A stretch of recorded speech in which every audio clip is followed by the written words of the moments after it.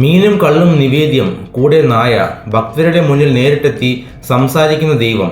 ആരാണ് ഈ മുത്തപ്പൻ? കണ്ണൂർ ജില്ലയിലെ വളപട്ടണം പുഴയുടെ തീരത്താണ് പ്രസിദ്ധമായ പഴശ്ശിനിക്കടവ് ശ്രീ മുത്തപ്പൻ മടപ്പുര. മുത്തപ്പൻ്റെ ഉത്സവത്തെക്കുറിച്ച് ആർക്കും പല ഐതിഹ്യങ്ങളുണ്ട്. അതിൽ ഏറ്റവും പ്രചാരത്തിലുള്ളത് അയ്യങ്കര ഇല്ലവുമായി ബന്ധപ്പെട്ട കഥയാണ്. ഐതിഹ്യമനുസരിച്ച് കുട്ടികളില്ലാതിരുന്ന ഇല്ലത്തെ ദമ്പതികൾക്ക് ദിവ്യമായൊരു ബാലനെ ലഭിച്ചു. അവർ സ്വന്തം മകനായി അവനെ വളർത്തി. പക്ഷെ വളർന്നപ്പോൾ ആ ബാലൻ സാധാരണ ജീവിത രീതികളിൽ നിന്നും വ്യത്യസ്തനായിരുന്നു. കാട്ടിലൂടെ സഞ്ചരിക്കുകയും വേട്ടയാടുകയും സമൂഹത്തിലെ സാധാരണ ജനങ്ങളുമായി അടുത്തിടപഴകുകയും ചെയ്തുവെന്നാണ് വിശ്വാസം.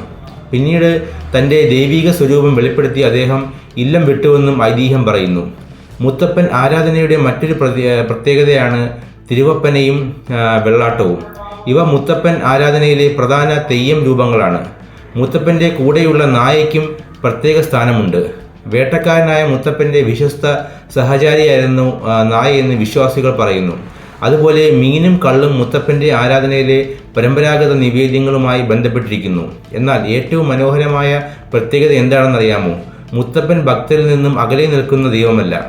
തെയ്യം രൂപത്തിൽ ഭക്തരുടെ മുന്നിലെത്തി അവരുടെ സങ്കടങ്ങൾ കേൾക്കുകയും അനുഗ്രഹിക്കുകയും ചെയ്യുന്ന ദൈവമാണ് മുത്തപ്പൻ എന്നാണ് വിശ്വാസികൾ കാണുന്നത്.